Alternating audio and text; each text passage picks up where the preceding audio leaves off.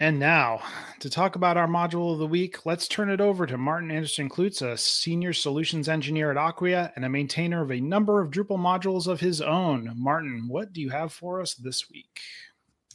Thanks, John. Have you ever wanted a simple way to let users bookmark, like, or even flag as inappropriate content on your Drupal site?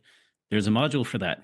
It's called Flag, and it was originally created in 2008 by QuickSketch, who listeners may remember as the original author of the webform module.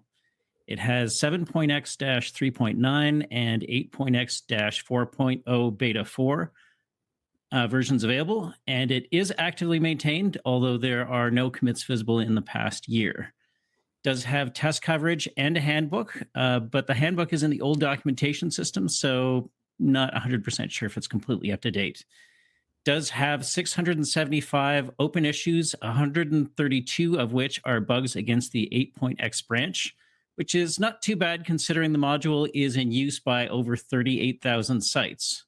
Now, the recent releases are by Berdier, who we recently mentioned as the maintainer of TMGMT in episode 426. Now, the flag module provides a flexible system that can reference any kind of entity, so content, users, comments, and so on. When you create a flag type, you set the target entity type, and then you can optionally choose specific bundles that can be flagged. The flags can be per user, like bookmarks, or global, meaning that they're the same for everyone. Links to flag or unflagged content or other entities can be displayed in a variety of ways, in a field, in entity links, as contextual links, and more. By default, flag links are rendered as AJAX links that flag or unflag content without reloading the page, but you can configure them to display in various ways, including as links to a field entry form because flag types are also fieldable. There is extensive views integration, so it's easy to list flag content, for example, to show a user content that they've flagged as their favorite. The ecosystem of modules around flag includes one called Views Flag Refresh that can trigger a view to automatically update via AJAX as soon as any content in that view is flagged or unflagged. And not long ago, I used Flag as part of a lightweight task management system within Drupal. So anyone wanting to try that out or get a sense of how the Flag module works can install the tasks module on Drupal.org. So let's talk about the Flag module. Nice. It's a solid one. We're using it on our community portal, both for bookmarks with a custom, using an icon that is filled or not and colored based on if you flagged it. We're also using it for our knowledge base articles. So the first one was a per user flag. This is a global flag, which lets people flag if a knowledge base article is out of date, which then populates a report that our support team can go look at and cycle through and fix them. And that's just how far we've gotten, but we want to flag comments and a few other things as well. So it's as handy as a pocket in a shirt. Huh. Now I have a newfound respect for a pocket in a shirt.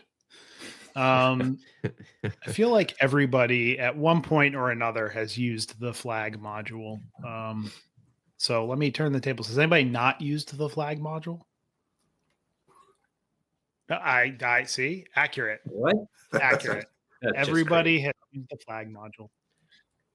Yeah, I mean, I don't use it all that often, but it's one of those ones where it just solves an issue. And I think the issue that it solves is like handling all the back end, like caching in internal notification stuff. Because, it's not like the interface piece of it isn't super complex. Like it's really just creating like a checkbox or radio or something that people can toggle. It's exposing that to the end user and then tying that back to other information that's really complex, and it does it great.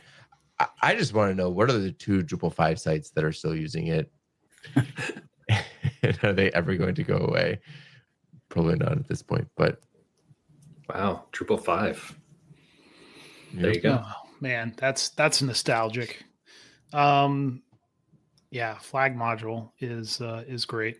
And as Stephen just reminded me in our chat, it's like OG Drupal, right? It's like there are Drupal 5 sites using it. So the fact that it's kind of stood the test of time is a kind of a testament to the functionality, I guess.